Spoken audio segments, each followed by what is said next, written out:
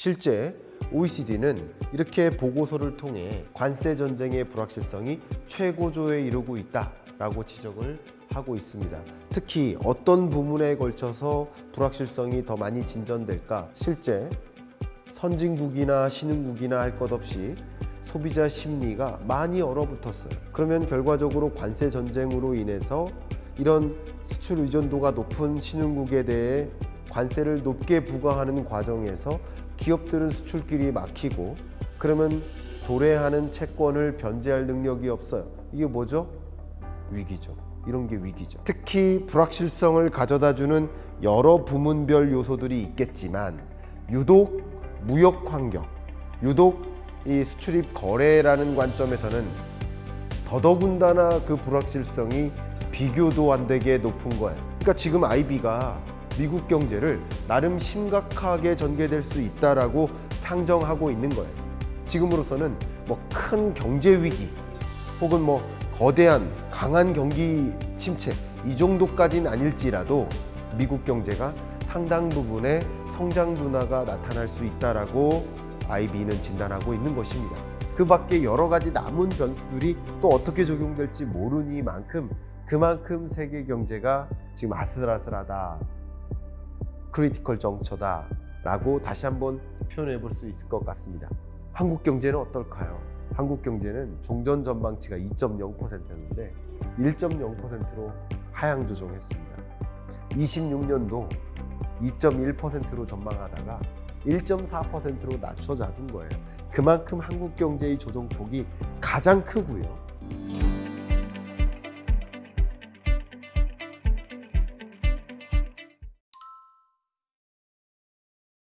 안녕하세요. 경제 읽어주는 남자 김호석입니다. 반갑습니다.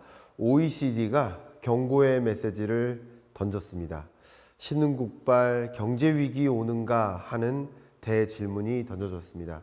물론 OECD 경제전망 보고서가 발표됐을 때 제가 유튜브에서 즉시 분석을 해드리긴 했습니다만 거기 안에 담겨있는 또 심층적인 이야기들이 분명히 관측이 될 만하여서 여러분께 더 구체적으로 전달을 해드리기 위해서 오늘 이번 주 경제 읽어주는 남자를 주제로 꼽아봤습니다. OECD 경제전망 보고서의 이 배경 사진이 이렇게 험난한 파도가 일고 있는 이 배의 항해 과정이라고 볼 수 있겠습니다. 이 경제전망 보고서의 부제가 굉장히 눈길을 끄는데요.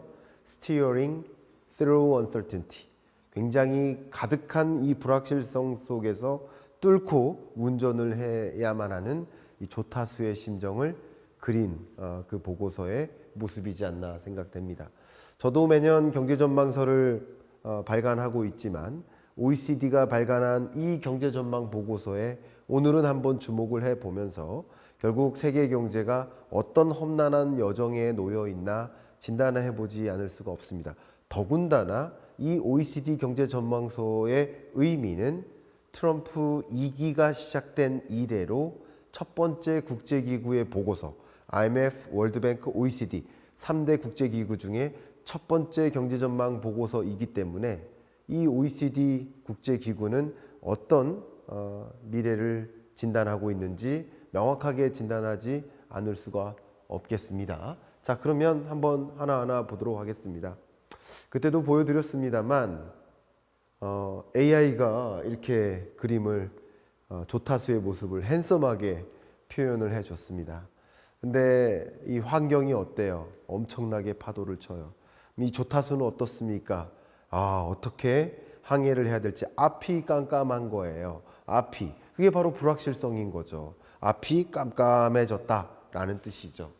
실제 OECD는 이렇게 보고서를 통해 2018, 19년에도 불확실성이 고조됐었던 소위 트럼프발 관세 전쟁이 펼쳐졌었을 때 엄청나게 불안감이 고조됐었던 그 국면이 있었는데 지금은 더 고조되고 있다라고 설명하고 있습니다. 관세 전쟁의 불확실성이 최고조에 이르고 있다라고 지적을 하고 있습니다. 특히 어떤 부분에 걸쳐서 불확실성이 더 많이 진전될까? 보시는 것처럼 세계 모든 교역 품목에 있어서 수출 품목들을 한번 나열해 보겠습니다. 자동차와 자동차 부품, 기계류, 그죠?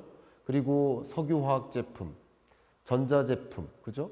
그 밖에 메탈, 철강, 알루미늄 다 포함입니다. chemicals, 화학제품, 농수산품, 그죠? food, 식료품, 여러 부문에 걸쳐서 기존 이 관세 전쟁이 없었을 거라고 한다면 0이라고 할 수 있는데, 그죠? 충격이. 그 베이스 시나리오에서 이렇게 최대 3.0% 마이너스 혹은 2.6% 마이너스 생각했던 것보다 이 관세 전쟁이 세계 교역을 중단시킨다, 단절시킨다 라고 전망하고 있는 거예요. 그렇고 더군다나 멕시코나 캐나다나 이 주요국들에 대해서 관세가 10% 부과될 경우 이렇게 경제를 부정적으로 자극한다. 미국도 예외일 수 없다. 이렇게 전망하고 있습니다. 특히 OECD 경제전망 보고에서 이런 보고서상의 문구를 그대로 제가 가지고 왔는데요. 이 문구를 한번 읽어드리면 Further Trade Fragmentation, 더 무역전쟁으로 인한 Fragmentation, 분절화. 이 나라가 이 나라랑 무역전쟁하면 이 나라와 이 나라는 분절화되는 거예요. 글로벌화가 아니라 Further Trade Fragmentation이 나타날 가능성이 있고 그것이 결국 뭐 한다? harm, 해를 끼친다. 어디에? Global Growth Prospect, 글로벌 경제 성장 경로에 부정적인 영향을 미친다라고 OECD도 진단하고 있습니다. 실제 선진국이나 신흥국이나 할 것 없이 소비자 심리가 많이 얼어붙었어요. 소비자 신뢰지수가 많이 떨어졌습니다. 이렇게 떨어지고 있는 국면은 역시 관세 전쟁의 위협, 이것이 소비자들에게 관측되고 있기 때문이죠. 혹여나 물가를 자극하지 않을까? 부품 공급에 차단이 있는 거 아닐까? 이러다가 경제 위기 오는 거 아닐까? 하는 불확실성을 더 가져오는 거죠. 그래서 OECD는 이렇게 전망치를 발표했습니다. 2025년 경제 전망치가 세계 경제 3.3% 성장할 것으로 기존에 전망했었는데 이번에 3.1%로 하향 조정했습니다. 2026년 세계 경제 성장률 전망치도 3.3%로 전망했다가 3.0%로 하향 조정했습니다. 지금의 이 관세 전쟁의 영향이 25년에만 미치는 게 아니라 26년에도 영향을 미칠 것이다 라고 전망하고 있습니다. 제가 여러분께 드리고 싶은 이야기는 향후 어떻게 전개될까인데 보시는 것처럼 빨강색 선은 2024년 12월에 전망했던 흐름이에요.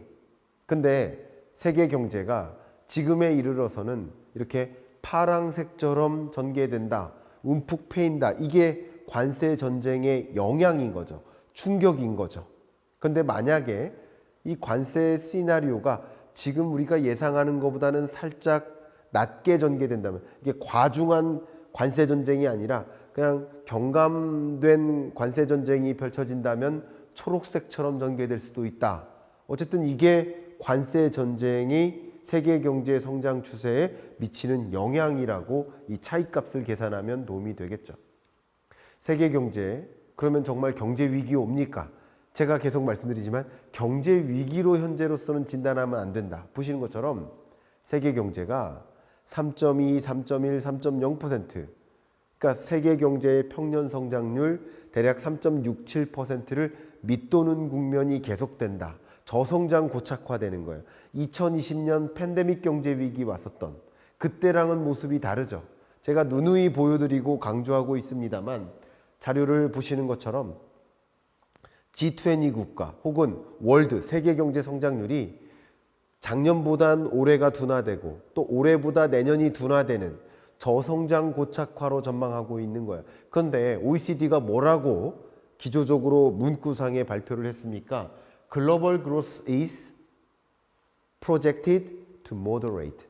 그러니까 세계 경제가 그냥 moderate한, 그러니까 호황도 아니지만 그렇다고 리세션도 아니지만 그냥 중립적인 흐름, 이렇게 보고 있는 거예요. OECD는 너무 극단적으로 표현하는 거 아닌가 이렇게 의견을 가질 만큼 이런 표현을 했습니다. 그냥 세계 경제가 그냥 지지부진하다 이런 느낌인 거예요. 좀 나쁘게 표현하더라도. 딱히 성장하지도 못하고 그렇다고 경제 위기도 아니지만 뭐 이렇게 저성장 고착화된다라는 흐름인 거예요. 제가 그동안 이야기했던 저성장 고착화로 OECD는 전망하고 있습니다. 근데 보시는 것처럼 이 관세의 경제적 충격이 과연 어디로 집중될까? 왜 신흥국발 경제 위기 올까라는 그 굉장히 중요한 질문을 던졌을까? 한번 보겠습니다. 멕시코 같은 경우 Economic Policy Uncertainty, 그러니까 경제 정책의 방향성이 갈피를 못 잡아요. 불확실성이 너무나 고조돼요. 캐나다도 마찬가지예요. 독일도 마찬가지고요. 미국도 그렇고 인도도 그렇고요. 종전보다 훨씬 더 경제 정책에 대한 불확실성이 고조되고 있는 국면인 거 맞습니다. 특히 어디를 중심으로? 멕시코를 중심으로 말이죠. 왜 그럴까요? 보시는 것처럼 멕시코는 빨강색, 유독 미국에 대한 의존도가 높았어요. 워낙 GDP 대비 수출이 차지하는 비중이 절대적으로 높은데 멕시코가 35%잖아요. 한국도 35%예요. 그러나 멕시코는 절대적으로 미국에 의존하고 있는 거예요. 캐나다도 절대적으로 미국에 의존하고 있는 거예요. 그러니까 이런 나라들은 관세 전쟁에 더 큰 충격을 받을 수밖에 없다. 한국 같은 나라는 무역 의존도가 절대적으로 높은 나라 중에 하나인데, 그죠? 멕시코보다 조금 더 높죠.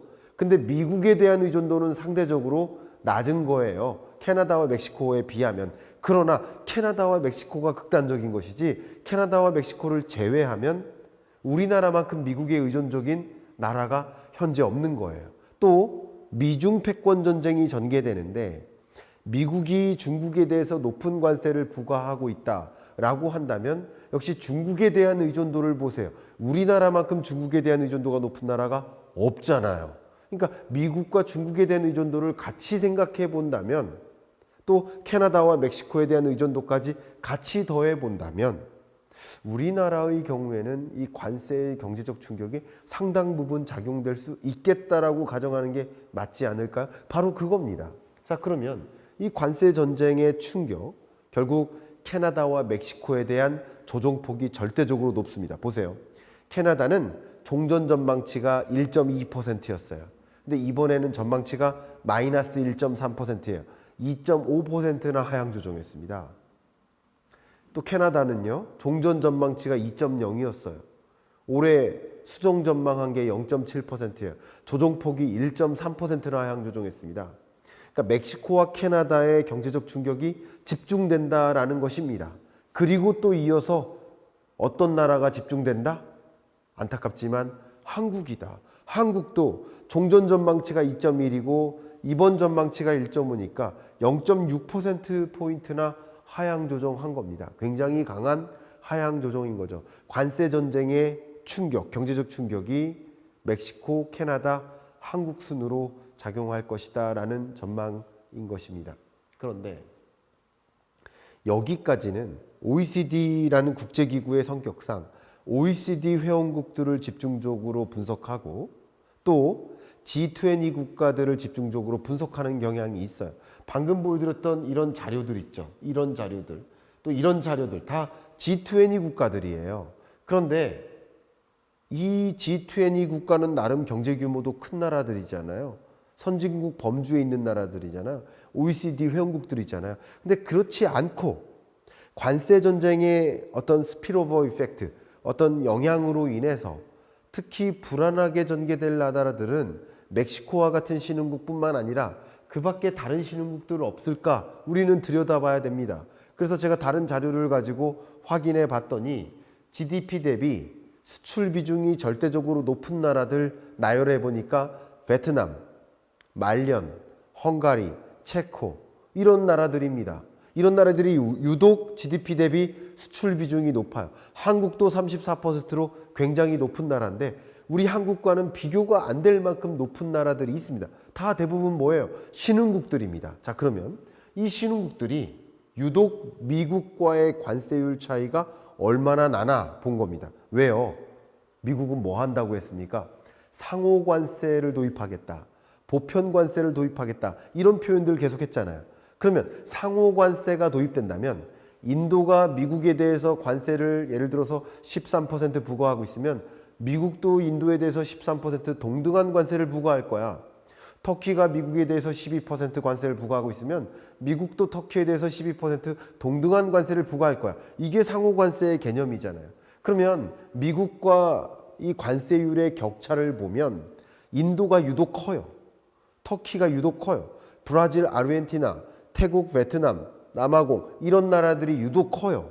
그러면 이 격차만큼 제로화되는 경로, 관세를 추가 부과하게 될 것이다 라는 생각을 해볼 수 있겠죠. 인도에 대해서, 터키에 대해서, 또 아르헨티나, 태국, 베트남에 대해서 추가 관세 보복 조치를 단행할 것이다 라고 만약에 가정을 해본다면, 그러면 관세의 경제적 충격은 이런 신흥국에게 오겠구나. 그러면 생각해보면 다시 보시는 것처럼 GDP 대비 수출 비중이 높은 나라들, 그런 나라들 중에 관세율 격차가 많이 나는 나라들, 이런 나라들은 유독 트럼프의 상호 관세 보복 조치로 인해서 상당 부분 GDP의 손실이 있겠고 경제적 충격이 찾아올 수밖에 없지 않을까 그림을 그려볼 수 있는데, 그런데 안타깝게도 이 신흥국들의 채권 혹은 대출 만기가 크게 도래하고 있습니다. 25년 도래할 채권 만기, 대출 만기가 굉장히 큰 폭이에요. 자국 통화 채권 대출도 있지만 외화, 주로 달러화 표기 채권과 대출도 많습니다. 이런 규모가 돌아오는데, 그러면 결과적으로 관세 전쟁으로 인해서 이런 수출 의존도가 높은 신흥국에 대해 관세를 높게 부과하는 과정에서 기업들은 수출길이 막히고, 그러면 도래하는 채권을 변제할 능력이 없어요. 이게 뭐죠? 위기죠. 이런 게 위기죠. 이런 위기가 올 수도 있다라는 것을 진단하는 것이고, 신흥국발 경제 위기가 관측이 된다, 이런 시나리오대로 간다면, 그렇죠? 간다면 말이죠. 가지 않도록 방어를 해야 될 텐데 말이죠. 그런 부분들을 우리는 예의주시해야 됩니다. 특히 이 관세 전쟁이 세계 통화 정책의 전환에 제동을 걸고 있지 않습니까? 물가 상승률 전망치를 보세요. 기존 2024년 12월 OECD의 전망은 빨간색처럼 디스인플레이션 현상이 전개될 거라고 전망했단 말이에요. 근데 이번 수정 전망은 아마도 25년 연내에는 조금 우당탕탕할 거야. 스티키한 인플레이션, 끈적끈적 물가가 잘 안 잡힐 거야. 결론적으로 26년까지는 같은 경로로 다시 찾아오겠지만, 우회해서 다시 돌아오겠지만, 그만큼 25년, 26년 초까지는 이 G20 국가들이 그동안 계획했었던 통화정책의 경로에서 이탈하는 거예요. 잠깐 금리 인하를 추가적으로 할 수가 없는 거예요. 물가를 일시적으로라도 자극할 수 있으니까 말이죠. 그러면 보시는 것처럼 세계 주요국들은 어떤 결정을 합니까?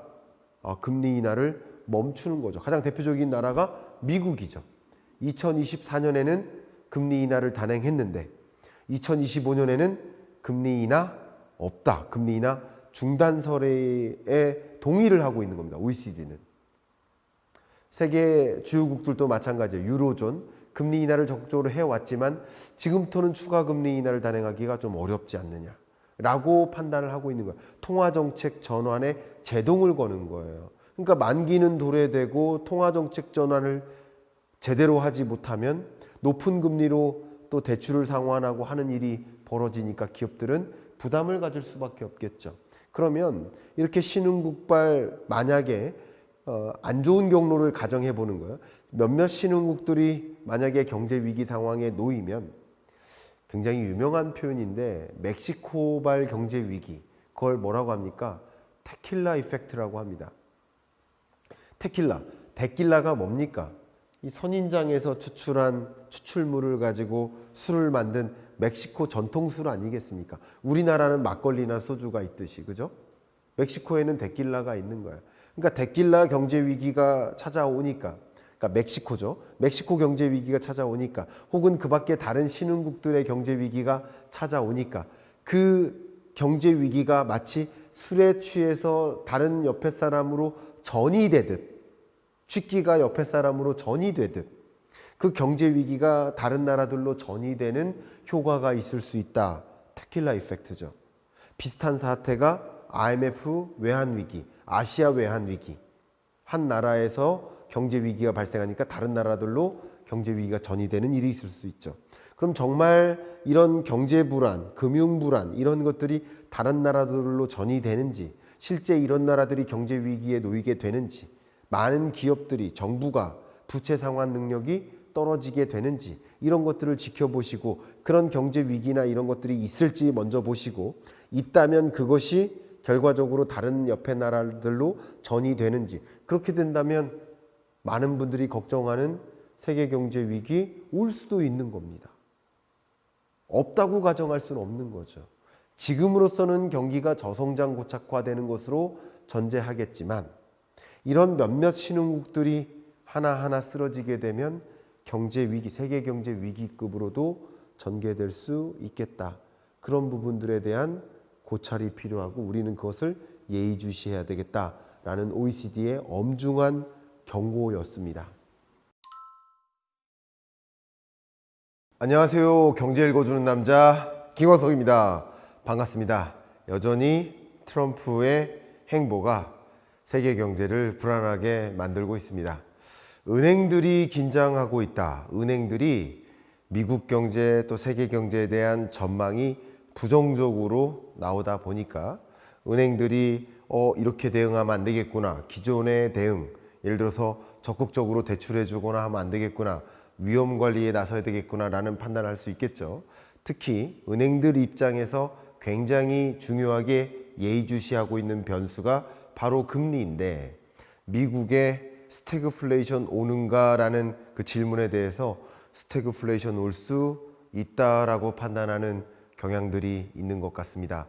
그래서 지금부터 그 부분에 대해서 우린 더 예의주시해야 되고, 그런 면에서 그 부분을 심층적으로 좀 다뤄보도록 하겠습니다. 트럼프 미 대통령이 정말 역사적인 사진을 한 장 남겼죠. 상호관세 부과라는 역사입니다. 자, 이것을 발표함과 동시에 또 세계적으로 많은 요동치는 일들이 있었습니다만, 어쨌든 이 상호관세 부과 이후 국채금리도 치솟고 또 앞으로 물가도 오를 것 같아 하는 공포감, 그 공포감 때문에 금리 인하는 어렵지 않을까? 금리를 더 올려야 되는 거 아닐까? 그러니까 고물가가 나올 거라는 생각이 국채금리를 치솟게 만드는 배경인 것이죠. 또 역시 그와 동시에 세계적으로 경기 둔화 압력을 주고 미국 경제도 경기가 둔화하지 않겠느냐, 부메랑이 되지 않겠느냐 하는 미국 국민들의 생각들도 팽배해지고 있는 입장입니다. 물가는 치솟고 경기는 둔화될 것이다 라는 경제 주체들의 생각, 그게 스태그플레이션에 대한 공포감인 거죠. 그 공포감이 시장을 상당 부분 조정시켜 놨다라고 평가할 수 있겠습니다. 그런데 여러분들은 이 스태그플레이션 어떻게 대응해야 될까? 이런 변동성이 심한 장세에 나는 어떻게 의사결정해야 됩니까? 정말 어떻게 해야 될지 판단이 안 서시는 분들도 계실 겁니다.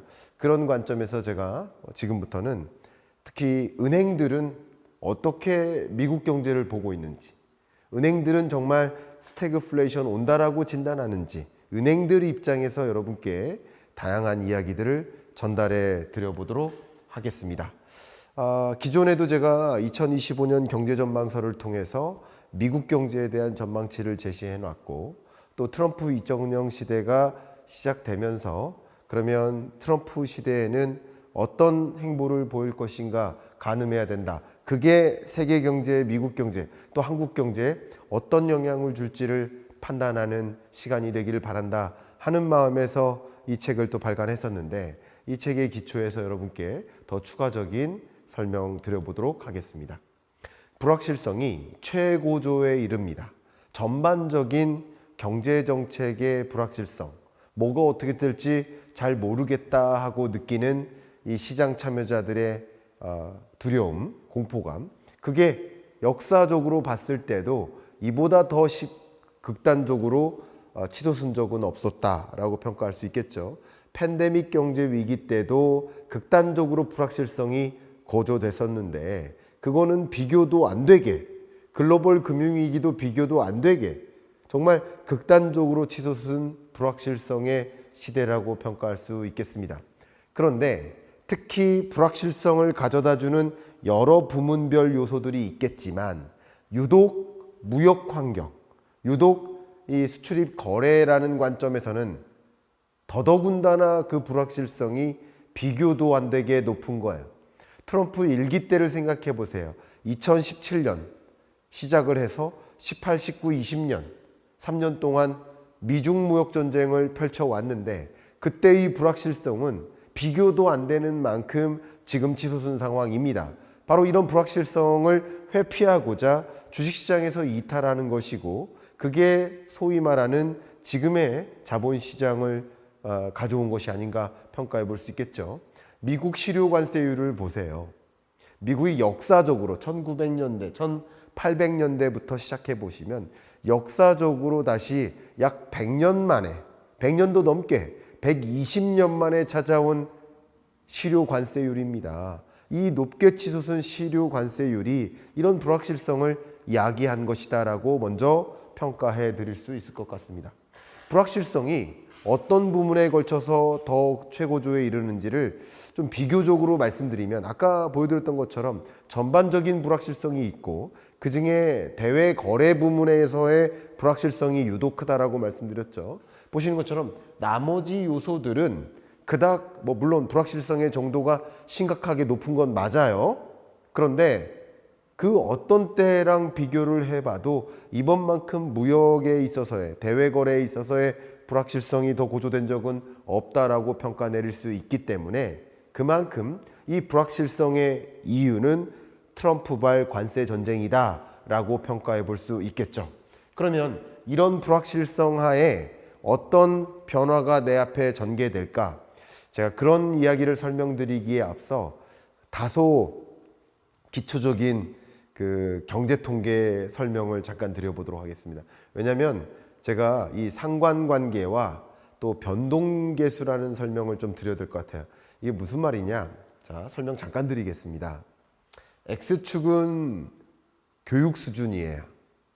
그리고 이 수직축은 소득 수준이에요. 통상적으로 교육 수준이 높을수록 소득 수준이 높아지는 경향성이 있다라고 증명을 한다면 이렇게 증명을 하는 거예요.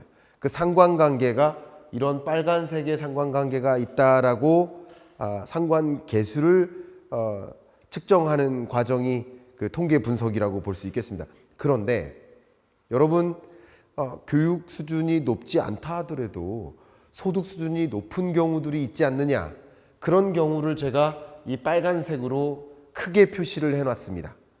그러니까 교육 수준이 낮더라도 소득 수준이 웬만큼 교육 수준이 높은 사람보다 높은 경우들이 분명히 있어요. 그런데 상대적으로 교육 수준이 높아지면 높아질수록 그 하한과 상한 간의 차이값이 좁아지는 경향이 있죠. 다시 한번 본다면 마이너스 2에서 마이너스 3 사이에 이 교육 수준에 위치한 우리 경제 주체들은 상대적으로 낮은 하한의 소득 수준과 높은 상한의 소득 수준이 차이가 많이 나. 이게 뭐예요? variation이에요. variation. 변동폭입니다. 상관관계는 있지만 교육 수준이 낮은 경우 변동폭이 커요. 근데 교육 수준이 높아질수록 변동폭이 작아져요. 그러니까 교육 수준이 높은 경우는 이 정도의 소득 수준을 영위하며 살지 않겠어라는 그렇게 기대한다면 기대에 거의 맞는 수준의 소득 수준인 거예요. 이해 가셨죠? 그렇게 여러분이 평가하시면 좋겠습니다. 이게 상관관계와 변동성, 이 variation의 관계를 설명드리는 겁니다. 이것을 기초로 해서 다음 이야기를 하도록 하겠습니다. 이게 무슨 말이냐? 지금의 상호관세를 발표하기 전 단계의 세계 경제의 흐름은 확률적으로 미국 경제가 아마도 한 5% 정도 성장하지 않겠어라는 생각이 확률적으로 집중되는 겁니다. 그리고 그 나머지 가능성은 별로 없는 거예요. 그런데 2025년 1분기를 기준으로 하면 아무래도 그 성장률은 훨씬 더 낮아지지 않을까라는 하향 조정은 가능해요. 하향 조정만이 중요한 게 아니라 변동폭이 너무 커요. 그죠? 왜냐하면 마이너스 성장도 가능성이 높아요. 또 혹은 10% 이상의 성장 가능성도 어느 정도 있어요. 이게 뭡니까? 베리에이션이 커지는 거예요. 이게 무슨 뜻이냐? 트럼프 말 무역 전쟁의 경과가 어떻게 전개될지 가늠할 수 없다 보니까 극단적으로는 긴급, 극단적인 화해 이런 식으로 간다면 어쩌면 세계 경제가 전쟁도 없고 정말 자유무역 환경이 급격하게 열리게 되면 혹여나 그렇게 되면 미국 경제든 세계 경제든 지금 생각했던 저성장이 아닌 고성장 체제로 갈 수도 있는 것 아니겠습니까? 극단적인 예를 들면. 그런데 미중 간의 격돌하고 극단적으로는 무력적 충돌까지 포기하지 않고 싸워요. 그러면 얼마나 무역 시장에 긴장감이 조성되겠습니까? 그런 경우는 마이너스 10%도 가능하다라는 식으로 이 성장률에 대한 전망치가 정말 들쭉날쭉한 거, 베리에이션이 큰 거예요. 이해 가셨죠? 그러니까 기존에 트럼프의 등장 이전에는 성장률이 이 정도 되겠지, 그리고 거의 그 수준에서 유지될 가능성이 높아요. 그런데 트럼프의 등장 이후에는 변동성이 너무 심하니까, 제가 지난주에는 뭐라고 했어요? 호떡 뒤집는다라고 표현했죠. 행정명령에 사인하고 그 말을 또 뒤집고 이렇게 하다 보니까 변동성이 너무 심화되는 거죠. 불확실성이 이렇게 최고조에 이르는 겁니다. 그런데 제가 말씀드렸듯이 여러분, 투자자들이 가장 싫어하는 게 뭐예요? 불확실성이에요. 뭐가 어떻게 될지 몰라 하는 불확실성이 던져졌을 때 적극적으로 공격적 투자를 하고 싶지 않아요. 그러니까 주식시장이 붕괴되고 비트코인이라는 공격적 자산도 상당 부분 조정되는 거죠. 불확실성이 최고조에 이르렀었던 것입니다. 그런데 이런 불확실성을 안고 글로벌 투자은행들도 나름 미국 경제를 전망하고 있을 텐데 그 전망치는 어떠할까? 보시는 것처럼 하한 빨간색 선과 상한 파란색 선에 격차가 많이 벌어져 있어요. 사실 예전과 같으면 트럼프식 관세 전쟁이라는 것이 없었을 시절에는 이 빨간색 하늘색을 아예 그래프상에 지워버렸습니다. 이 검정색 선만 제시하는 방식이었어요. 그러나 어떻게 전개될 시나리오를 가정하면 아마도 빨간색처럼 전개될 수도 있고, 또 이런 식으로 무역전쟁이 전개된다라고 한다면 파란색처럼 전개될 수도 있다.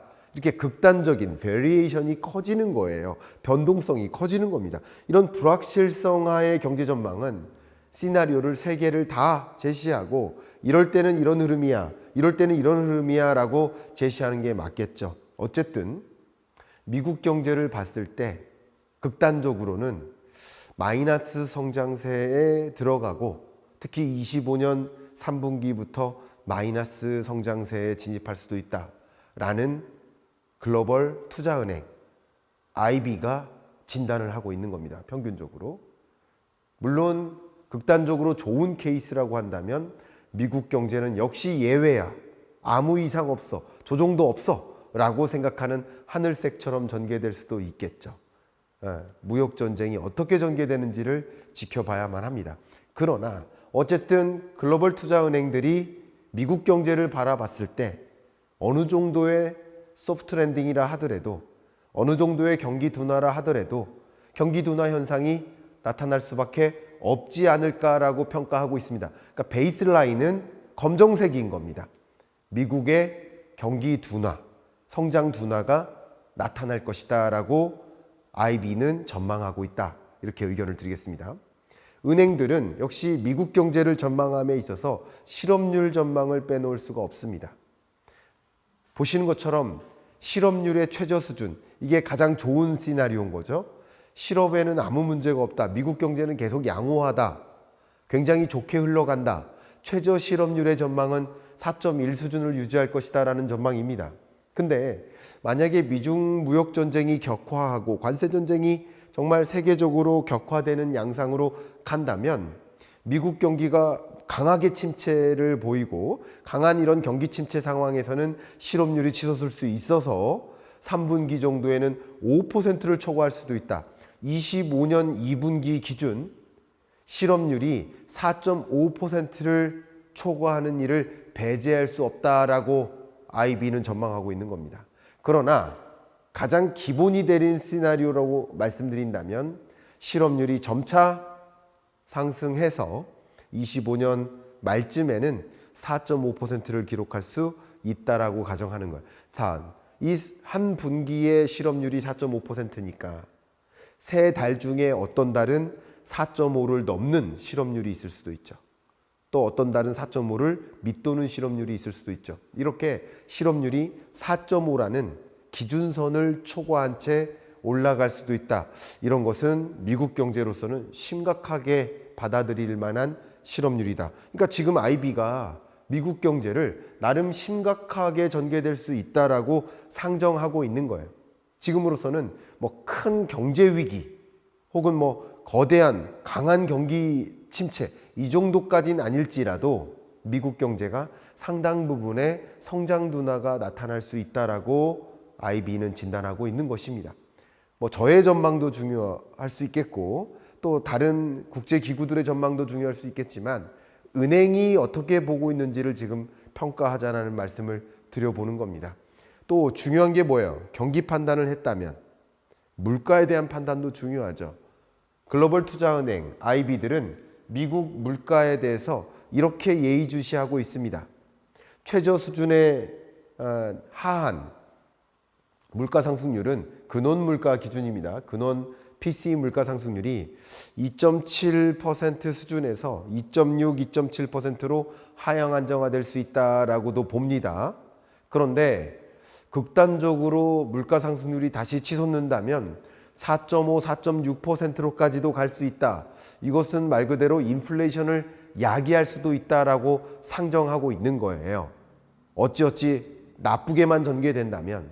그런데 베이스라인을 먼저 깔고 간다면 그래도 지금보다는 물가 상승률이 이렇게 반등해서 올라가지 않겠는가 하는 생각을 나름 가정하고 있는 것이고, 그럼 물가 상승률이 이렇게 올라가는 현상을 놓고 볼 때는 상호 관세와 이 관세 전쟁의 여파로 물가 상승률이 올라갈 거라고 생각한다면 아무래도 기준금리 인하는 당분간 더 어렵고 지연되지 않겠는가, 극단적으로는 기준금리를 인상할 수도 있는 거 아닐까 하는 은행들의 생각이 있는 겁니다. 자, 이런 움직임 속에서 지켜보고자 하는 것 한 가지는 이 이야기를 말씀드리고 싶습니다. 왜 하하는 이렇고 상하는 이런지 여러 가지 이유를 들어드리겠지만 물가를 자극하는 그 동력은 뭐가 있습니까? 하나가 디맨드 풀이 있고요. 그 다음 하나가 코스트 푸시가 있어요. 자, 코스트 푸시는 가장 대표적인 게 러우 전쟁 때 러시아에 대한 경제 제재를 가하니까 아무래도 원자재 공급량이 충분하지 않아요. 그러니까 비용 인상 인플레이션이 야기되는 겁니다. 그러니까 인플레이션을 자극하는 한 가지 요인 비용 인상 인플레이션, 코스트 푸시 인플레이션이 영향을 받았던 거예요. 반대로 디맨드 풀 인플레이션은 뭐예요? 코로나19 2020년, 21년 동안 어마어마하게 많은 유동성을 공급했죠. 시중에 유동성이 공급됐고 많은 경제 주체들이 초과 소득을 가지고 있었습니다. 그러니까 저축액을 많이 가지고 있었어요. 그러니까 소비할 여력이 충분했던 거예요. 그러니까 결과적으로 코스트 푸시라는 비용 인상 인플레이션, 유가가 오른 거예요. 또 유가가 아무리 올라도 그걸 수요하지 않으면 물가가 올라가는 현상을 만나기가 어려울 텐데 디맨드 풀도 같이 있었던 거예요. 그래서 2022년 6월에 41년 만에 최고치에 달하는 고물가가 나타난 배경은 코스트 푸시와 디맨드 풀이 같이 있었던 거예요. 그런데 지금 이 미국의 물가 상승률을 고려했을 때는 코스트 푸시 이 부분은 어느 정도 있을 수 있지 않을까라는 생각을 하는 거예요. 관세 전쟁으로 미국으로 오는 여러 수출품을 제약한다면 코스트 푸시 인플레이션은 발생할 수 있다. 그런데 그렇다 한들 디맨드 풀 인플레이션이 있을 수 있을까?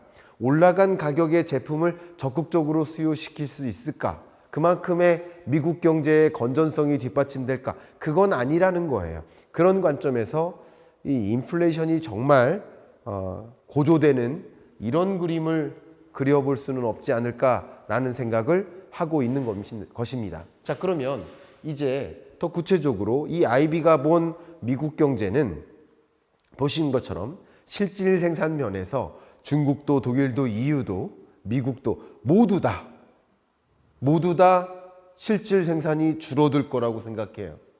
실질 생산이 줄어든다는 얘기는 기업들의 경영 활동이 멈춘다는 거예요. 공장 가동이 줄어든다는 얘기예요.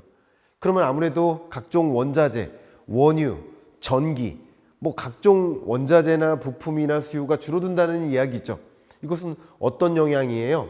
아무래도 수요 견인 인플레이션이 나타나지 않는다는 특징인 거예요, 기본적으로.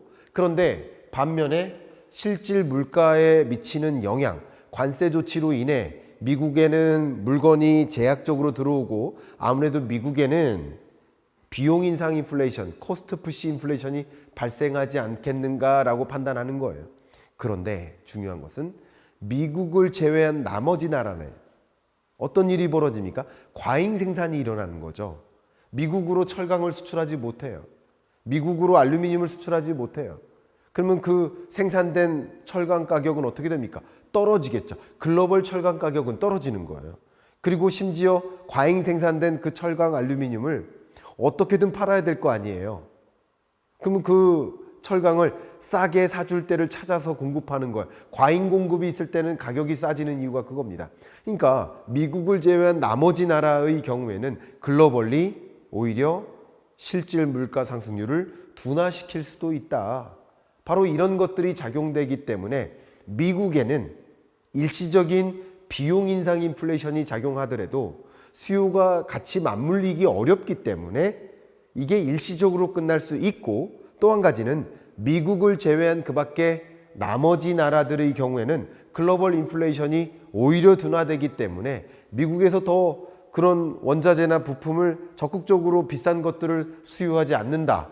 다른 나라는 이렇게 싼데 우리나라만 계속 오르네? 우리나라에서 굳이 이런 원자재나 부품들을 가지고 생산할 필요가 있는가? 이런 생각들이 맞물리기 때문에 결론적으로는 균형점을 찾아간다. 글로벌 균형점을 찾아갈 수 있겠다. 그래서 인플레이션을 일시적으로 이야기할 가능성은 있지만 그게 장기적으로 인플레이션에 영향을 미치지는 않을 수 있기 때문에 투자은행들이 보더라도 인플레이션이 야기될 수 있지만 금리를 인상할 필요는 없다. 역시 인플레이션이 야기되는 국면에서 금리를 인하할 수는 또 없지 않겠습니까? 그래서 이러지도 저러지도 않는 금리 인하 중단설, 이게 타당한 결론에 부합하지 않을까라고 판단해 볼 수 있을 것 같습니다. 특히 말이죠, 글로벌 투자은행이 이렇게 미국 경제를 바라봤을 때 여러 가지 것들을 고려하겠지만 제가 지금 말씀드렸던 성장률, 실업률, 물가 상승률 전반을 고려했을 때 어쨌든 2025년 단기적으로라도 경제 성장률을 평균적으로는 둔화시키고 물가 상승률은 끌어올리는 상방 압력으로 작용한다. 무슨 말이에요? 스태그플레이션에 부합하는 영향이 미친다. 스태그플레이션과 같은 영향을 준다는 것이지 스태그플레이션에 진입한다라고 평가하는 것은 또 아닙니다. 오해하지 마세요. 스태그플레이션이라고 전망하는 게 아니라 물가는 상승 압력을 주고 경기는 하방 압력을 주는 스태그플레이션적인 영향을 준다는 것이지, 이런 영향을 준다는 것이지 실제 스태그플레이션에 처한다라고 가정하기는 아직까지는 이른 감이 있다라고 글로벌 투자은행도 평가를 하고 있습니다. 자, 이게 글로벌 투자은행 IB들의 평균치니까 참조해 보시고 은행들은 이렇게 미국 경제를 바라보고 있다. 자, 그러면 이렇게 무역 전쟁이 전개되다가 어느 순간에는 극적 화해를 하는 일이 있지 않겠습니까? 라는 질문을 하십니다. 미중 무역 전쟁 같은 경우는 어느 순간에는 극적 화해로 전환되지 않겠습니까? 하는 질문을 주시는데 그 질문에 대해서 이렇게 답변 드리겠습니다. 마치 초등학교 학창 시절로 돌아가 보면 이 아이들이 싸운단 말이에요. 그러면 싸울 때 보면 짱과 부짱은 잘 안 싸워요. 서로 강하다라는 것을 인정해요. 잘 안 싸웁니다. 나보다 확실히 약자일 때 함부로 대하는 거예요. 그러니까 강자와 강자끼리는 잘 안 싸워요. 그러나 내가 좀 세, 내가 더 세 하는 것들을 계속 넌지시 내비칠 필요는 있어요. 지금 그런 모습이에요. 미국도 관세 올리겠다, 더 올리겠다. 그렇게만 해봐. 나는 중국 입장에서도 계속 나 그러면 관세도 같이 올릴 거야. 거기에 미국 기업 제재할 거야. 뭐 히토리 공급도 차단할 거야. 더욱이나 뭐 국채 발행량을 줄일, 국채 매각을 할 거야. 뭐 예를 들면 이런 여러 가지 카드들을 만지작거리는 겁니다. 이러다가 서로 보복의 보복, 보복의 보복이 계속 전개되는 트럼프발 관세 전쟁의 전개가 이렇게 전개되다 보면, 그러면 마지막 극단적으로 긴장되는 미중 간의 갈등이 긴장되는 그 구간은 바로 타이완 해협에서 있을 것이다 라는 말씀을 책에서도, 제 경익남 시그니처 영상에서도 여러 차례 해드렸죠. 지금은 타이완 해협에서 아무래도 전쟁이 있을 수 있다, 중국의 침공이 있을 수 있다, 타이완을 확보하고자 하는, 또 미국 입장에서는 중국이 타이완을 가져가는 것을 허락하고 싶지 않겠죠. 그러니까 이 타이완 해협에서 긴장감이 조성될 여지가 있겠다라고 저도 생각을 합니다. 그러면 이게 가장 극단의, 제가 그냥 상상해 보겠는데 지정학적으로도 그런 기류가 있다라고 가정을 해본다면 이런 시나리오까지도 갈 수 있다, 배제할 수 없다. 그럼 이런 시나리오로 전개되다가 정말 싸울까? 물론 미 해군의 여러 시나리오들을 보면 어떤 극단적인 시나리오는 뭐 타이완에서 전쟁하는 시나리오도 생각을 하고, 그럴 때 어떻게 대처할지를 뭐 대응 전략들을 마련해 놓고 있긴 합니다만, 그거는 이제 가능성이 좀 희박하고, 이 정도로 많이 극에 달하면 극적화로 이어질 수 있지 않을까 하는 판단도 해볼 필요가 있겠습니다. 그래서 저도 의견을 드립니다만, 이게 더 이코노미스트에서 나온 그림입니다. 타이완 해협에서 극적인 긴장감이 조성되다가 타이완 해협, 그래 타이완 너네한테 줄게 라는 화해가 있을 수 있다. 대신 이렇게는 하지마, 이거는 양보해 라는 종류의 화해가 있을 수도 있다. 아니면 반대로 타이완 내가 안 가져갈게, 안 가져갈 테니까 우리한테 이렇게 공격하지마. 어떤 종류든 타이완 해협에서 긴장감이 조성되고, 그 긴장감이 조성되다가 극적 화해 모드로 전환될 수 있지 않을까, 이런 생각을 합니다. 왜냐하면 여러 가지 이유가 있습니다만, 어쨌든 트럼프 행정부의 궁극적인 목적은 당연히 중간선거 승리입니다. 그럼 전쟁을 일으키면 됩니까? 안 되죠. 그럼 극적으로 치닫기만 하면 됩니까? 계속 국채금리 치솟으면 트럼프는 금리도 못 잡고, 그죠? 물가는 물가대로 높고, 경기는 경기대로 안 좋고, 중간선거에서 이길 수 없어요. 뭔가 화해는 필요한 거예요. 시진핑 입장에서도 설사 내가 계속 이 장악을, 왕권을 장악해 나가기 위해서는 아무래도 미국에 대해서 미국이 이렇게 관세 전쟁을 취할 때 나도 그에 상응하는 보복 조치를 함으로써 나의 건장함을 내비칠 필요가 있어요. 그렇기 때문에 물러서지는 않을 겁니다. 그러니까 물러섬 없이 계속 전쟁, 갈등을 펼쳐나가다가 결국은 극단적인 지점까지는 가지 않는 그런 의사결정을 내리지 않을까 하는 판단을 하고 있고, 물론 극단적으로 간다면 전쟁이고, 뭐 전쟁이면 경제 위기죠. 미중이 싸우는데 경제 위기죠. 그죠? 경제 위기가 오는 것이고, 만약에 그렇게까지만 가지 않고 극단적인 화해 모드로 간다면 정말 세계 경제에 긍정적인 기운이 급반전하는 분기점처럼 그런 시점이 올 수도 있다. 이것을 상정하자는 것이 아니라 여러분들이 그림 그리시는 이 무역전쟁의 시나리오상에 이런 결과가 자리매김할 수도 있다라는 그런 시나리오 하나를 또 가정하시면 어떨까. 그럴 시점에는, 특히 그럴 시점까지 오기에는 상당 부분 이 자본시장이 위축되어 있을 것이고, 그렇게 급전환되는 흐름 속에서는 자본시장이 또 급격히 급반전을 이루는 모습을 보일 수도 있지 않을까 하는 의견도 드려봅니다. 안녕하세요. 경제 읽어주는 남자 김광석입니다. 반갑습니다. 우리가 세계 경제 또 한국 경제를 들여다봄에 있어서 나만의 뷰 혹은 저 전문가의 뷰, 어떤 책으로부터의 뷰, 여러 가지 포인트들이 있을 수 있겠는데 그 여러 가지 뷰 중에서도 IMF는 어떻게 2025년 세계 경제를 보고 있는지 꼭 참조해 주시길 부탁드린다고 정말 여러 차례 말씀드렸었던 것 같습니다.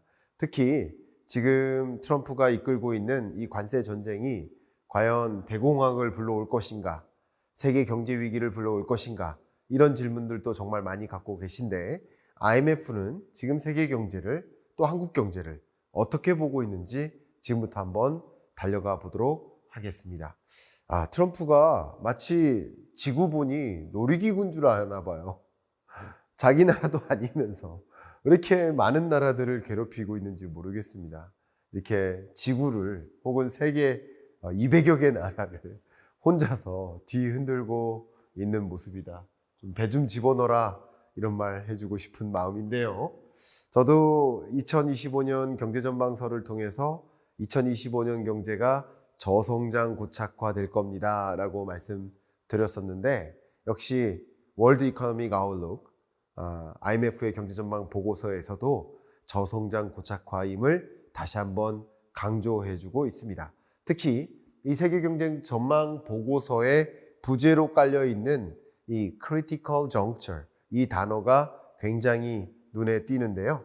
그 부분을 좀 더 크게 확대해 보면 바로 이렇습니다. critical juncture, 매우 중대한 시점이다. 그리고 policy shift, 정책적인 기조가 완전히 바뀌고 있는 가운데 놓여 있는 굉장히 중요한 시점이다 라는 표현이에요. 정책적인 시프트가 뭐가 있을까요? 가장 대표적으로 바이든 시대와 트럼프 시대에는 정책 기조가 완전히 달라지죠. 역시 제가 그동안 말씀드렸던 피벗이라는 이 통화정책 기조도 금리 인상기에서 금리를 점진적으로 인하해 나가는 피벗의 시대이니만큼 정책 기조가 역시 바뀌고 있는 국면인 거 맞죠? 그러니까 재정정책 사이드에서도 봐도 통화정책 사이드에서 봐도 지금 이 경제는 매우 중대한 크리티컬 정처에 해당된다라고 표현해 볼 수 있을 것 같습니다. 특히 역시 IMF 총재가 세계 경제는 at a critical juncture에 놓여 있다라고 이 경제전망 보고서가 시작합니다. 미국의 관세 전쟁이 글로벌 리세션을 정말 반드시 불러오지는 않을 수도 있지만, 그렇지만 세계 경제를 더 weaken, 약화시킬 수는 있다라고 강조하고 있거든요. 글로벌리 보호무역 조치들이 단행되면 세계 교역량이 축소되고, 그러면 교역량이 축소되면 자연스럽게 각국의 생산량이 줄어들고 그게 세계 경제를 더 저성장하게 만들 텐데요. 바로 그 부분을 주목했다라고 강조하면서 본격적으로 강의를 시작해 보도록 하겠습니다. 세계 경제에 중대한 시점이 찾아왔다, 크리티컬 정처에 놓여 있다라는 표현을 다시 한번 여러분께 해드리겠습니다. 세계 GDP 그로스를 보면 세계 경제도 2025년 전망치인 거예요. 근데 2025년 경제가 월드 GDP 증가율을 보면 2015년보다 오히려 저성장 고착화되는 국면, 중국도 과거의 고성장을 못하고 저성장 고착화되는 국면, 선진국도 신흥국들도 유로존도 다 매한 가지 과거의 고성장세에서 이제 한풀 꺾인 채 내려와서 저성장이 만연해 버린다라고 역시 말하고 있습니다. 보시는 것처럼 세계적으로 불확실성이 팽배하게 높아지고 있는 국면이에요. 여러 가지 불확실성이 있습니다. 근데 오버롤 전반적인 불확실성도 올라가고 있고요. 파란색이죠. 그 밖에 TPU라고 합니다.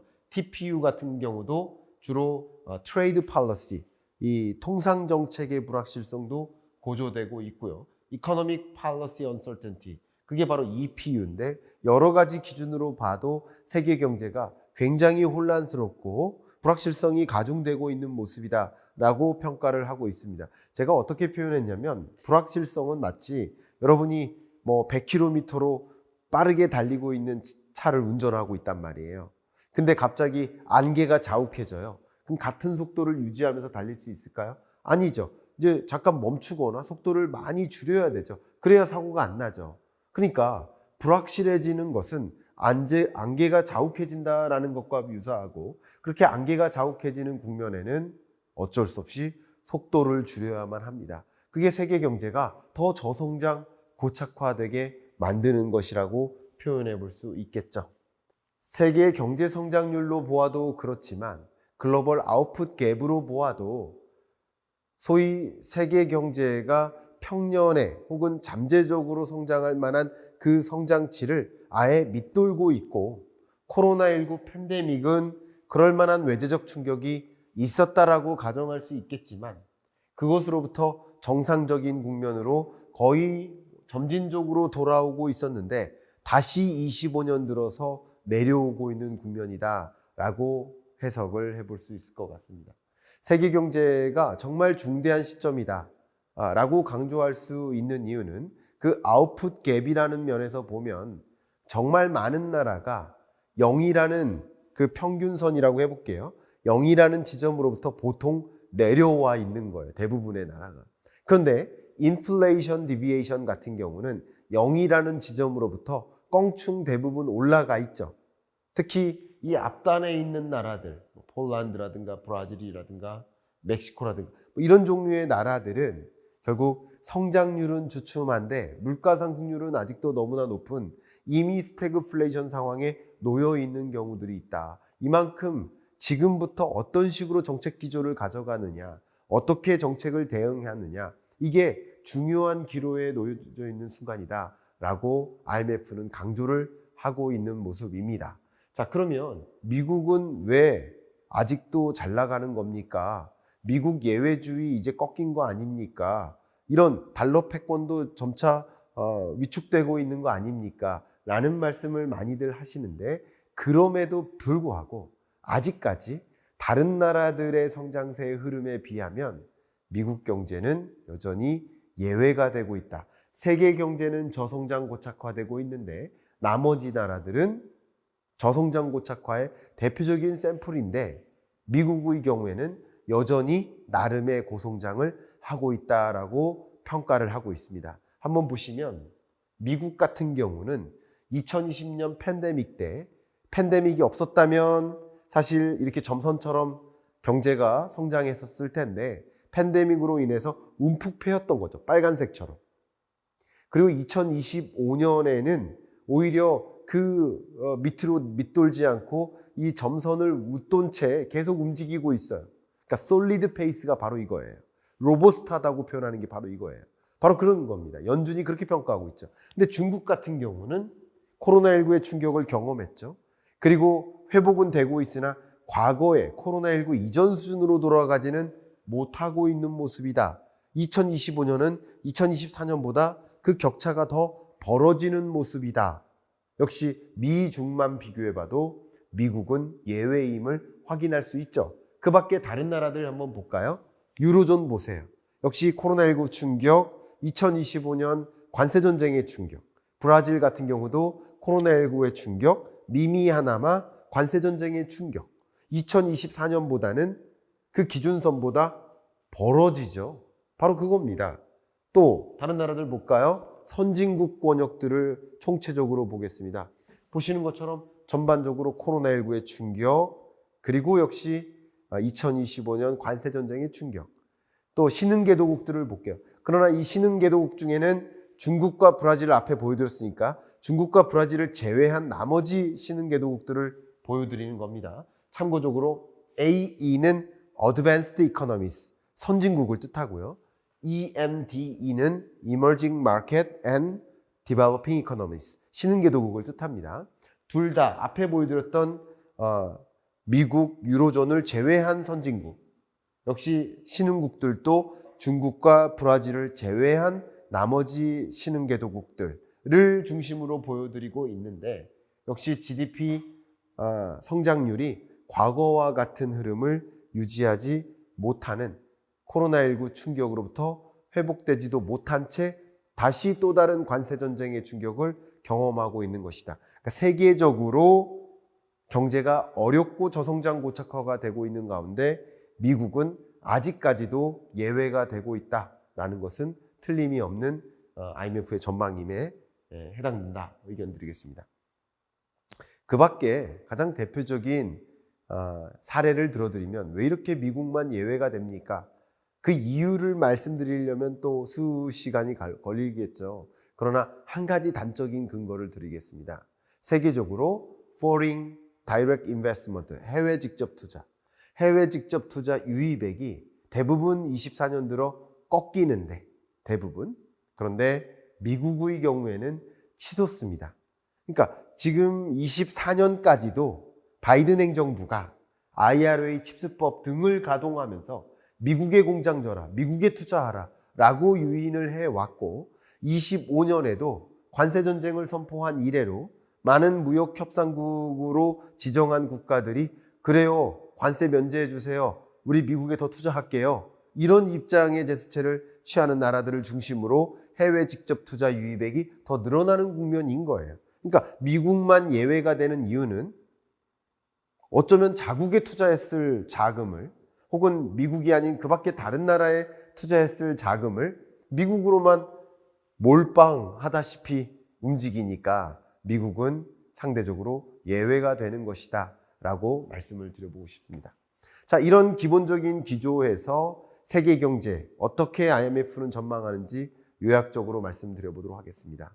상호관세 유예 조치를 발표했지만 어쨌든 발표한 것 기준으로 가정을 해놓고 생각을 해본다면 지금의 이 관세율은 정말 1930년 대공황을 불러왔었던 스무트홀리법이 단행되었던 그 지점보다도 관세율이 올라간 상황이라고 볼 수 있습니다.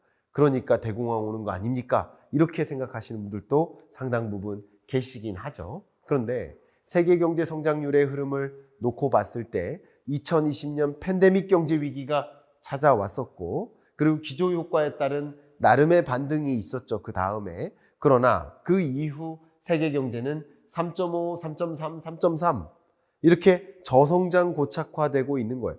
IMF가 전망하고 있는 세계 경제 성장률을 기준으로 보면 평년 세계 경제 성장률은 약 3.8%에 달합니다. 그런데 만성 3.8%가 안 되는 3.5%도 채 밑도는 저성장 고착화되고 있는 국면이었어요. 근데 25년 1월에 IMF가 전망했을 때만 해도 세계 경제는 그래도 한 3.3% 성장세를 유지할 거야, 저성장 고착화로 전망했는데 그 전망치마저 2.8%로 낮춰 잡은 겁니다. 생각했던 것보다 더 저성장인 것이다. 그러니까 저성장 고착화에서 더 저성장, 이렇게 국면이 바뀌는 거죠. 물론 2.8% 성장하는 세계 경제를 가지고 대공황이다, 경제 위기다 이렇게 가정하기는 어렵겠죠.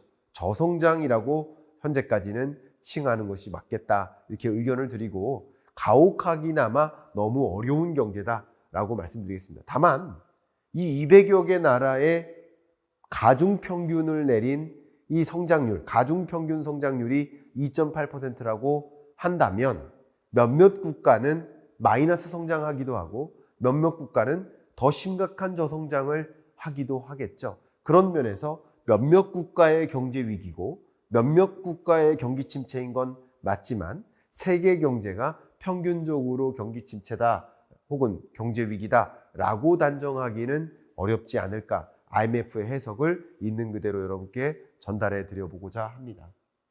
세계 경제의 흐름을 놓고 봤을 때 지금 자료 보여드린 것처럼 몇몇 시나리오에 따라서 또 그것마저 달라질 수도 있다라는 해석이 굉장히 의미심장합니다.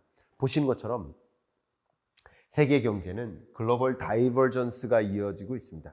서로 파편화되고 있는 거예요. 글로벌라이제이션이 아니라 서로 파편화되고 있는 거예요. 자국이 살고자. 근데 그런 전제하에서 시나리오, GDP에 미치는 그 충격이 글로벌 다이버전스까지 이어진다면 더 큰 충격이 올 수 있고 거기서 트레이드 월, 더 많은 무역 전쟁이 격화되는 양상으로 또 거기서 더 간다면 빨간색 같이 갈 수도 있고 또 거기서 글로벌 언서튼티가 더 추가된다면 또 불확실성이 더 점증된다면 노란색 같이 가기도 할 수 있고 거기에 금융 여건마저 더 타이터해진다면, 더 금융 여건이 긴축적으로 바뀐다면, 경색된다면, 금융 경색이 같이 맞물린다면 정말 이 세계 경제에 미치는 GDP 영향은 25년, 26년 더 충격적일 수 있다라고 여러 시나리오들을 제시하고 있는 이 IMF의 전망치가 매우 인상 깊었습니다. 그만큼 지금 너무나 불확실하니까 무역 전쟁이 어떻게 전개될지 몰라요. 또 화해하는 듯 하다가 다시 싸우는 듯 하다가 어떻게 될지 또 몰라요. 그 밖에 여러 가지 남은 변수들이 또 어떻게 적용될지 모르니만큼 그만큼 세계 경제가 지금 아슬아슬하다, 크리티컬 정처다라고 다시 한번 표현해 볼 수 있을 것 같습니다. 세계 경제를 전망하는 데 있어서 미국 경제 전망, 종전 전망치가 2.9, 2.8, 2.7이었는데 이제 2.7을 1.8%로 미국 경제도 그렇게 높은 고성장세를 유지하지는 못할 거야 라고 전망치를 하향 조정했어요. 다만 미국 경제 성장률을 2% 정도 혹은 2%를 소폭 밑도는 수준의 성장률을 유지하는 그런 나라를 가지고 이걸 리세션이다, 저성장이다라고 표현하기에는 너무 이른 감이 있습니다. 미국 경제로서는 제 생각에는 한 1% 성장만 해도 괜찮은 성장세들을 유지하는 것이다 라고 의견을 드려보고 싶어요. GDP 규모 면에서 우리나라보다 10배가 넘고 거의 15배에 가까운데 그 거대한 GDP 규모가 1%씩 증가한다고 해보세요. 우리나라는 GDP 규모가 15분의 1밖에 안 되는데 그게 1% 증가하는 과정이잖아요. 그렇게 비교한다면 미국 경제가 저성장이라고 평가하기엔 이르다. 아직도 미국 예외주의에 해당된다라고 다시 한번 말씀드리겠습니다. 다만 종전의 관세 전쟁을 발표하기 전 단계의 미국 경제의 흐름보다는 훨씬 못하게 전개된다. 이렇게 해석하는 것이 적절하지 않을까 의견 드립니다. 미국 보셨다면 이제 중국을 봐야겠죠. 중국 경제도 역시 조정을 피할 수 없다. 25년 성장률, 26년 성장률 각각 다 하향 조정하는 모습을 보면 역시 미국발 관세 전쟁의 여파로 중국은 미국으로 수출이 막히는 것이고 그만큼 막히는 만큼 생산 가동도 줄고 총 GDP의 증가율이 뒷받침되기 어려운 상황이다. 이렇게 미국으로 수출을 못하게 되면 공장 가동을 줄이게 되면 또 일자리도 위축되겠죠. 그러면 중국 인민들의 소득도 불안정해지니까 내수 경기도 뒷받침될 수 없어요. 정책적으로 아무리 막대한 내수 진작책을 동원해도 거시경제의 펀더멘털이 이렇게 불안하다 보면 내수 경제가 회복되기는 또 쉽지 않다고 볼 수 있거든요. 한국 경제는 어떨까요? 정말 한국 경제는 어떻게 더 말씀드려야 될지 암담합니다. 제가 지금 기분 좋아서 웃는 게 아니라 정말 허탈한 마음에 웃는 것 같습니다. 이렇게라도 웃어야 될 것 같습니다. 한국 경제는 종전 전망치가 2.0%였는데 1.0%로 하향 조정했습니다. 26년도 2.1%로 전망하다가 1.4%로 낮춰 잡은 거예요. 그만큼 한국 경제의 조정폭이 가장 크고요. 이 정도의 조정폭은 그냥 비단 관세 전쟁의 여파만이 아니라 25년 1월에 전망했었던 2.0% 전망치에는 이런 정치적 리스크가 반영되지 않았었거든요. 근데 1, 2, 3월을 지내고 보니까 정치적 리스크가 없던 게 생긴 거잖아요. 정치적 불확실성이 생긴 거잖아요. 그리고 4, 5, 6월 동안에도 또 한국도 나름 또 조기 대선을 치러야 되니까 정책 공백이 있고 뭐가 어떻게 전개될지 아무도 모르잖아요. 누가 당선이 될지 모르잖아요. 그 동안에는 기업들이 어떻게 할까요? 안개가 거친 것처럼, 안개가 자욱한 것처럼 기업들이 차를 운행할 수 없어요. 잠깐 멈춰가는 거예요. 왜냐하면 어떤 정부냐에 따라서 진흥하고자 하는 유망산업이 다르고 어떤 규제책이 나올지 모르고 어떤 정책 공약이 있을지 모르니까 어떤 장단에 맞춰서 신사업을 이끌고 생산설비 용량을 늘릴지 판단할 수가 없는 거예요. 결국 정치적 리스크가 1, 2, 3월 동안에 있었지만 또 역시 4, 5, 6월 동안에도 불확실성이 있는 거예요. 그 전보다는 불확실성이 해소된 건 맞겠지만 여전히 불확실성은 있는 거예요. 뭐가 어떻게 될지 잘 몰라 하는 그 물음표가 불확실성이잖아요. 그러니까 뭐가 어떻게 될지 잘 모르니까 기업들은 잠깐 멈춰가는 겁니다. 설비 용량을 늘리지 못해요. 신규 채용을 단행할 수가 없어요. 그러니까 어떻게 보면 이게 장기화돼서 6개월 동안 거의 반년 동안 불확실성이 안개가 거치지 않고 있는 모습이다. 그런 것을 생각해 보면 딱히 한국 경제가 드라마틱하게 회복되기 어려울 것이다 라고 IMF에 전망하는 그 전망치도 무시 못할 전망치인 겁니다. IMF를 맹신하자라는 것이 아니라 IMF는 IMF대로 이렇게 전망하고 있다는 것이죠. 저도 IMF 방문도 해봤고 옆에 있는 월드뱅크도 방문해봤지만 그곳에도 정말 세계적으로 저명한 훌륭한 연구자들이 몇백 명씩 포진돼서 같이 연구하고 있는 것이니까 그 나름대로의 IMF의 뷰도 충분히 존중하고 그 판단을 어느 정도 신뢰하고 이해하려 노력할 필요가 있지 않을까 의견을 드리고 싶습니다. 이제 글로벌 인플레이션 전망을 말씀드리겠습니다. 저는 이 부분이 가장 저는 개인적으로 기다렸던 전망입니다. 관세 전쟁의 충격으로 미국은 일시적으로 물가 상승은 야기될 수 있습니다. 그러나 미국을 제외한 나머지 국가에는 물가 하방 압력으로 작용할 것이다 라고 그동안 말씀드려 왔죠. 제 주장을 혼자 외로운 싸움을 했는데 잘 안 믿어주시니까. 근데 IMF가 그렇게 진단한 겁니다. 미국 경제의 경우에는 종전에 전망했던 미국 물가 상승률 전망치보다 올려잡은 겁니다. 종전 전망치는 2% 정도 됐는데 지금 전망치는 3% 정도 되는 겁니다. 올려잡은 겁니다.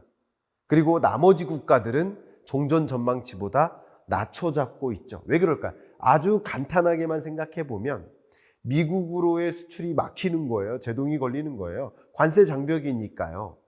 그러니까 공급 부족으로 인해 미국은 일시적으로 물가가 자극될 수 있습니다.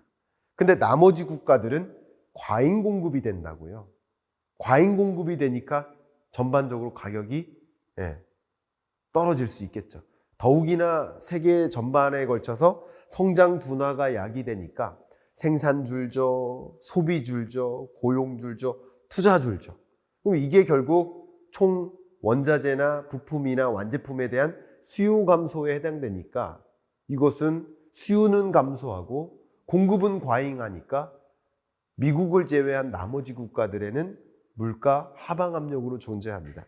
그러면 결국은 세계 GDP 24%가 미국이고 나머지가 대세계라고 한다면 대세계의 물가 상승률의 기여도가 더 크다라고 한다면 이 물가는 결국 균형점을 찾아갈 텐데 미국 물가 상승률과 나머지 국가들의 물가 상승률이 균형점을 찾아갈 텐데 다소 대세계 나머지 국가들의 물가 상승률의 기여도가 더 크다고 볼 수 있겠죠. 그러니까 물가 상승률은 일시적으로 미국 물가를 자극할 수는 있지만 중장기적으로는 하방 압력으로 다시 존재할 수 있다라는 의견을 드려보고 싶습니다. 글로벌 인플레이션 전망입니다. 미국 물가 상승률 일시적인 상승 압력은 되겠지만 장기적으로 우하향할 것이다 라고 IMF는 이 빨간색 선처럼 미국 물가 상승률을 전망하고 있고요. 글로벌 물가 상승률은 24년보다 25년, 25년보다 26년 추세적으로 좀 가파르게 물가 상승률의 안정세의 흐름을 보일 것이다라고 전망하고 있습니다. 가장 대표적인 물가 상승률의 둔화의 근거가 바로 원자재 가격 하방 압력인데요. 보시는 것처럼 food and beverage 이런 식료품 물가는 그냥 하향 안정화되는 모습 이렇게 전망하고 있고요. 에너지 원자재 가격 같은 경우는 상당히 가파르게 하향 안정화하는 모습. 그러니까 이런 것들이 가장 대표적인 글로벌 인플레이션의 둔화 압력이라고 볼 수 있겠고 미국만 나홀로 장기적으로 물가가 상승할 수 없는 이유도 바로 여기에 있다라고 간단하게 말씀드리겠습니다. 그러면 물가 상승률이 일시적으로 자극은 될 수 있지만 장기적으로는 물가 상승률이 안정세의 흐름을 가져간다라고 할 수 있기 때문에 세계 주요국들의 통화정책 기조에도 영향을 미치겠죠. 보시는 것처럼 먼저 유로존 보겠습니다. 유로존의 금리 인하 추세가 종전에는 점선과 같았어요. 근데 빨간색 선, 실선으로 바뀐 겁니다. 더 적극적으로 금리를 인하하는 추세로 갈 것이다. 왜? 물가 상승률은 더 떨어지고, 물가 상승률이 너무 떨어지니까 물가 상승률을 끌어올리기 위해서라도 금리를 인하해야 되고, 경기가 너무 가혹하게 둔화되니까 경기를 부양시키고자 금리를 더 적극적으로 인하해야 되는, 종전보다 더 적극적인 금리 인하가 야기되는 그런 상황이라고 규명할 수 있겠습니다. 반면 미국은 생각했던 것보다 일시적인 인플레이션 요인이 작용되기 때문에 금리 인하를 조금 쉬었다 가는, 천천히 가는 그런 행보로 점선에서 실선으로의 이동이 있습니다. 일본 같은 경우는 큰 틀에서의 변화는 없겠지만 적극적으로 금리 인상하기는 좀 부담스러운, 왜냐하면 관세 전쟁으로 일본도 충격을 피해가긴 어려울 테니까 그 충격을 벗어나기 어려우니 금리 인상을 단행하긴 단행하려 할 텐데 그 금리 인상 속도가 조금 주춤해 버리는, 왜냐하면 일본은 일본의 중립금리가 1%를 조금 넘어요. 그리고 미국과 유로존 이런 나머지 나라들은 지금의 금리보다는 낮은 수준의 중립금리를 추구합니다. 점진적으로 중립금리를 향해, 종점을 향해 통화정책 기조가 단행되고 있는 과정인데 지금 이런 관세전쟁의 충격 때문에 뒤틀림이 작용하게 되는 것이다. 이렇게 의견을 드려보겠습니다. 통화정책뿐만 아니라 재정정책에 있어서도 어느 정도의 변화가 전개될 것으로 전망이 됩니다. 선진국의 재정정책에 대한 프로젝션이 있죠. 얼마나 더 높게 재정을 지출할 것인가. 역시 선진국과 신흥국들도 마찬가지입니다. 그런데 2025년 들어서는 재정을 더 투입할 여력이 신흥개도국의 경우에는 전반적으로 없어요. 그러니까 경기 부양 속도가 덜한 겁니다. 또 물가 안정도 유도를 해야 되니까 재정을 적극적으로 지출할 수가 없습니다. 근데 선진국들은 물가 안정세의 흐름을 지켜보고 있으니까 이제 재정을 투입할 때다. 우리 한국 경제도 가장 대표적인 예죠. 물가 상승률이 이미 2%로까지 떨어졌으니까 이제 재정도 투입하고 금리도 인하해서 경기 부양적으로 움직이는 게 맞지 않겠느냐 하는 판단을 해나가는 통화정책, 재정정책 기조의 또 다른 변화가 나타나는 것이라고 의견을 드려보고 싶습니다. 자, 이렇게 진단한 것이 바로 IMF가 바라본 세계경제 2025년의 모습이라고 말씀드리고, 거시경제적인 흐름, 물가의 흐름, 통화재정정책의 기조, 이렇게 어떤 식으로 전개되는지 큰 그림을 그려보시는데 도움이 되셨기를 바랍니다. 제가 여러분들과 더 자주 유튜브를 넘어서 소통하기 위해서 오피셜 클럽을 이미 런칭했죠. 매일 아침 굿모닝 마켓이라는 오늘 아침 뉴스를 여러분께 목소리로 전해드립니다. 또 매주 한 차례씩 줌 수업을 진행하면서 여러분들이 갖고 계신 정말 많은 경제적 질의를 매주 답변 드리고 있습니다. 또 매월 월간 세미나를 개최하면서 여러분들이 갖고 계신 가장 중요한 경제 주제를 선택해서 특강의 형태로 매주 여러분과 소통하고 있습니다. 여러분들이 어디에게 물어봐야 될지 모르겠다, 어디에 기대해야 될지 모르겠다, 정말 흔들린다 이렇게 생각하시는 분들은 김광석의 오피셜 클럽에 한번 관심을 가져보시는 건 어떨까 생각하고, 이 댓글 중에 맨 위에 보시면 고정 댓글이 있습니다. 상단에 그 고정 댓글에 안내되는 링크가 있으니까 관심 있으신 분은 링크를 한번 클릭해 봐 주시기를 좀 바라면서 이번 주 경제 읽어주는 남자 마무리하겠습니다. 감사합니다.